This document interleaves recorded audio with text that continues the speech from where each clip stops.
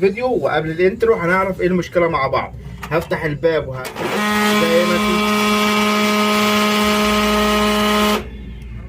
زي ما انتم شايفين حضراتكم وسمعتوا الصوت. المشكله في الطبعه ديت الصوت اللي انتم سامعينه حضراتكم ده. زي ما انتم شايفين حضراتكم ده الموتور الجديد، وطبعا السن مختلف اهوت. الصوره ان شاء الله واضحه اهي. طبعا ده الموتور القديم، طبعا شايفين الفرق بين السنين اهو. الفرق بين السنين واضح خالص اهوت. ده متاكل خالص اهو، السن ده متاكل خالص والسن ده جديد. اهلا بكم فيديو جديد النهارده، ومعانا الطبعه ال1020 وفيها مشكله. المشكله فين؟ المشكله ان في الترس الحديد ده اللي حضراتكم اللي انا حاطط عليه المفك ده اتنحل. فالترس لما اتنحل او لما الترس السنون بتاعته باظت بدات تعمل معايا صوت، يعني صوت وحش قوي، وصوت زي صوت تكسير تروس كده من جوه. ان شاء الله في الفيديو ده هنعرف ازاي نحل المشكله دي ونغير الموتور الخاص بالترس ده، لان الترس ده بيجي بالموتور بتاعه. ان شاء الله الفيديو ده مهم جدا، انتظروني بعد الانترو.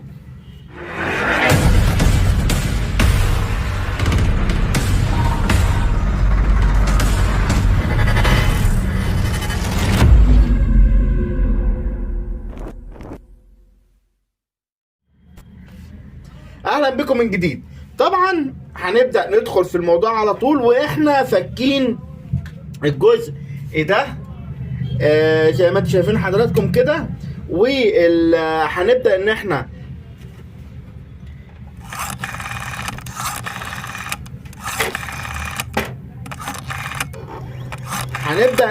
احنا نشغل الطبعه. الموتور بيدور معانا وما فيهوش مشكله خالص، بس المشكله كلها في الترس اللي حضراتكم شايفينه ده. طبعا احنا كنا فاكين الجنب ده بتاع الطبعه. هنبدا نفصل الطبعه عن الكهرباء مره تانية، وهنفك الجنب التاني الخاص بالطبعه. يعني هنفك الجنبين بتوع الطبعه، وهبدا ان انا اطلع الجنب التاني بتاع الطبعه بنفس الطريقه اللي اتعلمناها قبل كده، وفي فيديوهات سابقه كتيره كنا متكلمين فيها عن ازاي نفك الجناب بتاعه الطبعات الصغيره اللي زي ال1020 وال1018 وال1010 وال1102 وال1005. الفيديوهات دي كلها على القناه، ما تنساش تتفرج عليها، ويا ريت تدعمنا باللايك والاشتراك وتشير الفيديو عشان الكل يستفيد. هنبدا ان احنا نفك الجنب ده مره تانية، وبعد ما افك الجنب ده هبدا ان انا افك الوش بتاع الدرج ده. هبدا ان انا افك وش الدرج ده. وش الدرج ده بيتفك كده عن طريق الاتنين سوكت دول لفوق كده، وهبدا ان انا اطلعه كده. طيب الموتور بدا يظهر قدامنا اهو يا جماعه. الموتور بدا يظهر قدام حضراتكم اهو. طيب هوصل للموتور ده ازاي؟ هبدا ان انا افك المسامير الخاصه بالبانل اللي فوق ده. هبدا ان انا افك المسامير الخاصه بالبانل اللي فوق اللي حضراتكم شايفينه ده. ادي مسمار وادي التاني اهوت، وادي تالت مسمار، وادي رابع مسمار اهوت. الاربع مسامير دولت اللي بيبقوا ماسكين الجزء اللي هو الخاص بالحمايه او الجزء بتاع الطبعه او الثابت بتاع الطبعه زي ما انتم شايفين حضراتكم كده. طيب هبدا ان انا اطلع الجزء ده. ازاي؟ هبص جوه كده هلاقي هنا وهنا زي نظام يعني السن داخل في الطبعه من الجزء ده. السن ده هبدا ان انا ازقه بالراحه كده واحده واحده. طبعا الكاميرا مش هتعرف تجيبه، فانت هتبقى شايفه حضرتك. انا عرفتك مكانه، فحضرتك هتبقى شايف مكان السن ده.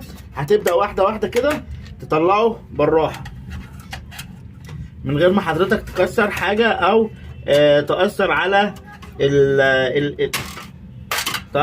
البورده اللي موجوده دي، لان البورده دي مهمه جدا وعنصر اساسي ان هي البليزر ما بيشتغلش من غيرها اهوت. واحده واحده كده لحد اما تطلع معانا. بمجرد ان انت ما هتزقها هتطلع معاك زي ما انت شايف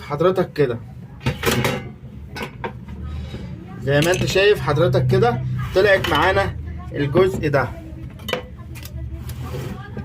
هاجي بعد كده اعمل ايه؟ هاجي بعد كده هبدا ان انا اشيل السوكت ده بس كده اهو، وبعد كده هبدا ان انا افك المسمارين الخاصين بالبتاع ده، المسمارين الخاصين بالموتور. الموتور زي ما انتم شايفين حضراتكم اهو، الموتور كده باين قدامنا كويس اهو، ودولت المسمارين الخاصين بيه، مسمار من هنا ومسمار من هنا. هبدا ان انا افك المسمار اللي جوه،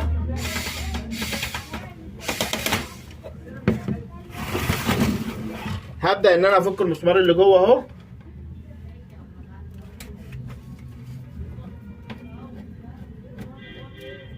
ادي المسمار اللي جوه فكناه، وهنبدا ان احنا تاني جوه تحت خالص اهو اهوت مسمار هنا كده، وهبدا ان انا افك المسمار الاخراني ده بالراحه كده واحده واحده.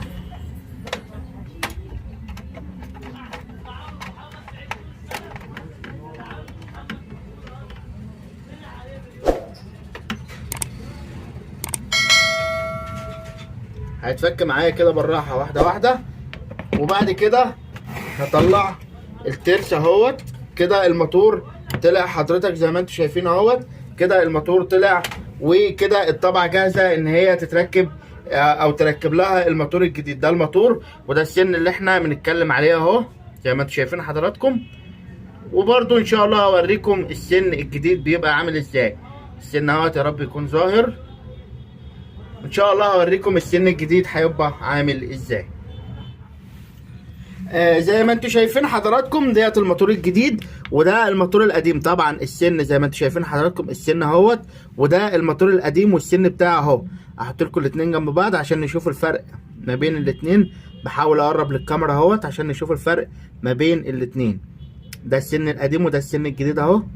السن الجديد اهو، يا رب الكاميرا تكون موضحه كويس. وده السن القديم، هو واضح الى حد ما اهوت الفرق ما بين الاثنين. تمام.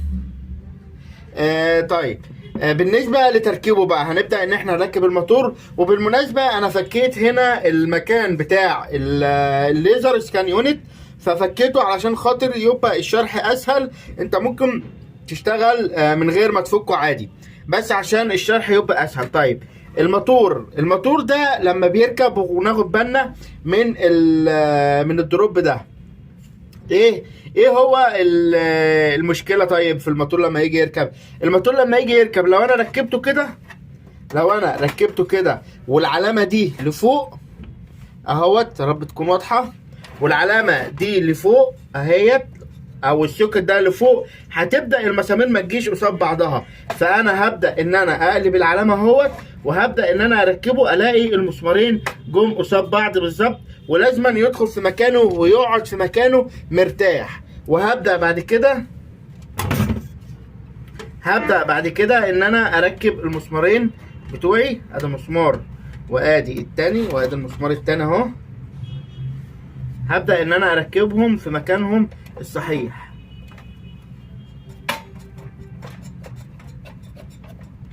كده انا ركبت المسمارين بتوعي. هبدا بعد كده اركب وحده الاسكان ليزر يونت اهوت. هبدا ان انا هحط اللي هو الجزء الخاص، هبدا ان انا احط الجزء الخاص بوحده الاسكان ليزر يونت. وكل مسمار هو بيبقى مربوط باربع مسامير، فنتاكد ان المسمار ده الطويل اللي انا فكه. ويا ريت لما تيجي تفك الطبعه يبقى كل مسمار او كل جزء انت بتفكه تكون مساميره حاططها على جنب لوحدها. علشان خاطر ايه بقى؟ علشان خاطر ما يبقاش فيه مشكله في المسامير، او المسمار ما يربطش مكان مسمار، فيبقى فيه مشكله مع الحركه داخل المكنه. كده انا ركبت الاربع مسامير بتوع الليزر سكان يونت. هبدا بعد كده اركب الجزء بتاع اللي هو الكارته اللي احنا قلنا ناخد بالنا منها كويس. طبعا الجزء ده هيبقى داخل من هنا كده ورايح على بوردة الفورماتر، عشان برضو ناخد بالنا من الحاجات دي كويس. وبعد كده هبدأ ان انا احط السوكت الخاص بوحدة الليزر سكان يونت احطه في مكانه. تمام. وبعد كده هبدا ان انا اعدي اللي هي الجزء بتاع الليزر ده، هعديه من هنا كده اهوت. والجزء بتاع البورده بتاعه الداتا برضو هعلمكم وهقول لكم يتركب ازاي ده كله باذن الله برضو في الفيديو ده. الفيديو هيبقى طويل شويه، بس ده ان شاء الله شرح وافي للمشكله ديت، وان شاء الله هتقدر تحل المشكله دي بنفسك بمجرد ان حضرتك ما تتفرج على الفيديو.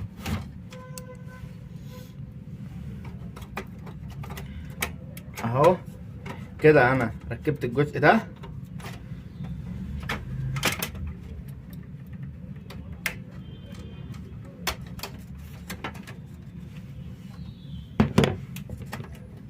كده الجزء ده يعتبر خلصت منه او ركبته كله بالكامل يعني.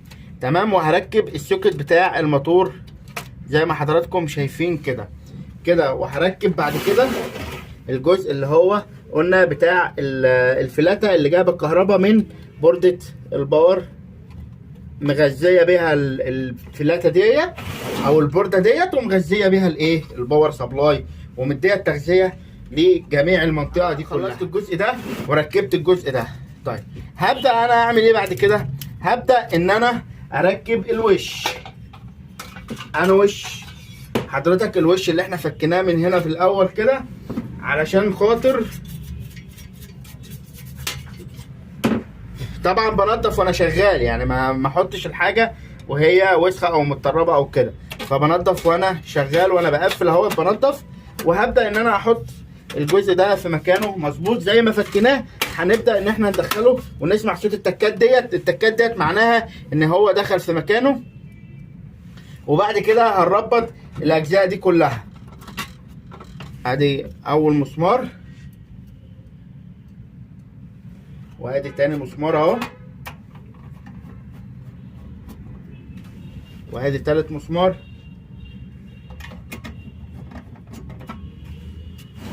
وادي المسمار الرابع. كده ركبنا الجزء ده وخلصنا الجزء ده. نخش بقى على الجزء المهم. وايه هو الجزء المهم؟ الجزء المهم اللي هو بتاع تجميعة مجموعة التروس. زي ما انتم شايفين حضراتكم السن بتاع البرينتر اهوت وكده، او السن بتاع الموتور معلش اهوت.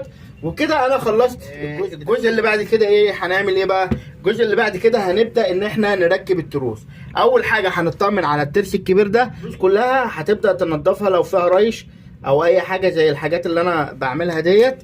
فهنبدا ان احنا ننضف التروس كلها. هتنضف التروس كلها زي ما انت شايف حضرتك كده بمفك رفيع او بجفت رفيع، وهتنضف التروس دي كلها بحيث ان ما يكونش فيها ريش او فيها مشكله بجفت رفيع. وهنبدا ان احنا ننضف المكان ده وننضفه كويس علشان نتاكد ان شاء الله الطبعه بتاعتنا هتشتغل بكامل كفاءتها ومش هيبقى فيها صوت.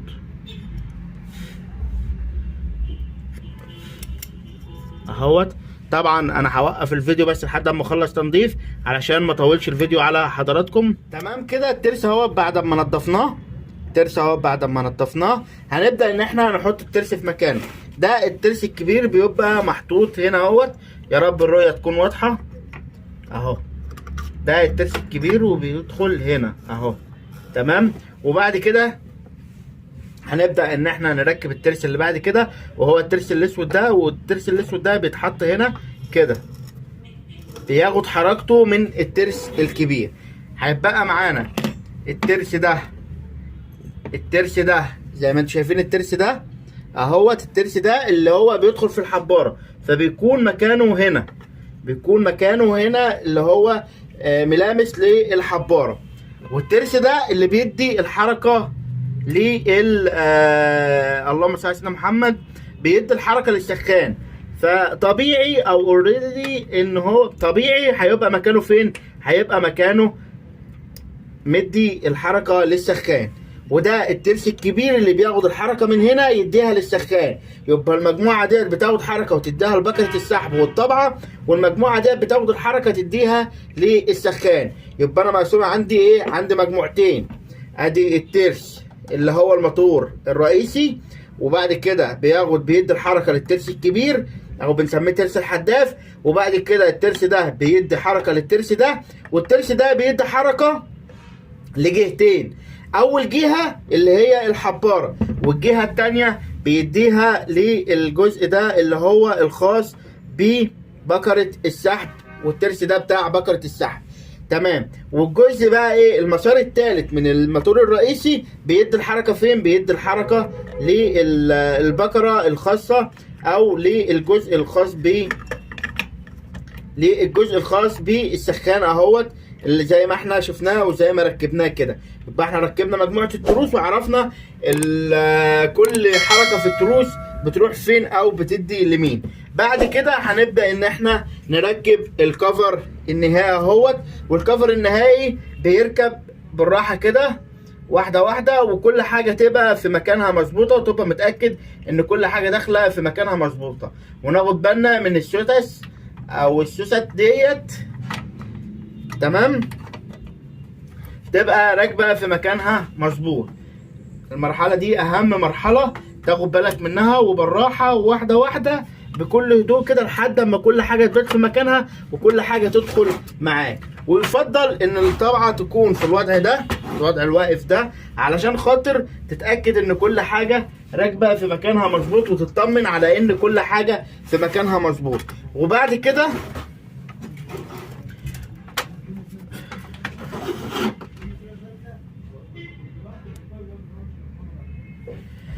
كده هتبدا ان انت تركب المسامير الخاصه بحضرتك، اللي هما ال6 مسامير اللي احنا قلنا عليهم. هنركبهم في نهايه الفيديو زي ما فكينا بنركب.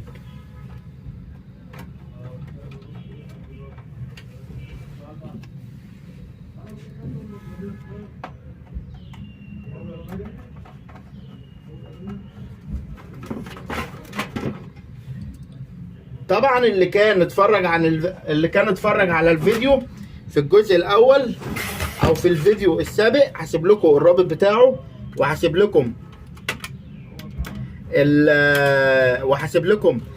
الرابط بتاعه هيظهر في الاي دلوقتي على الفيديو. طبعا اللي كان اتفرج على الفيديو ده هيعرف الفرق ما بين الطبعه دي قبل الصيانه وبعد الصيانه. الفرق في الطبعه دي قبل الصيانة وبعد الصيانة، يعني يعتبر الفيديو ده مكمل لفيديو سابق احنا كنا نوهنا عنه وشرحناه على القناة بتاعتنا. كده احنا ركبنا ال6 مسامير بتوعنا اهوت.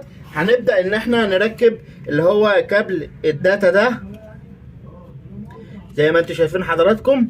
هنركب كابل الداتا كده، ودلوقتي حان وقت التجربة. طيب كده احنا خلصنا الطبعه اهوت، وركبنا مجموعه التروس زي ما انتم شايفين حضراتكم اهو، ما فيهاش اي مشكله خالص. طبعا ده الترس اللي ما كانش بيلف في الفيديو اللي فات. دلوقتي هنبدا ان احنا نجرب الطبعه ونشوف صوت الطبعه. ادي الطبعه، الترس بدا يلف اهو، وزي ما انتم شايفين اسمعوا كده صوت الطبعه اهو. نسمع صوت الطبعه تاني اهو. سامعين حضراتكم صوت الطبعه؟ كده الطبعه بتاعتنا ان شاء الله زي الفل. وكده الطبعه ان شاء الله ما فيهاش مشاكل. يا رب الفيديو يكون فات كتير من الناس. لو الفيديو عجبكم ما تنسوش تدعموا القناه باللايك والاشتراك، وتشيروا الفيديو في كل مكان. اشوفكم في فيديو جديد، والسلام عليكم ورحمه الله وبركاته.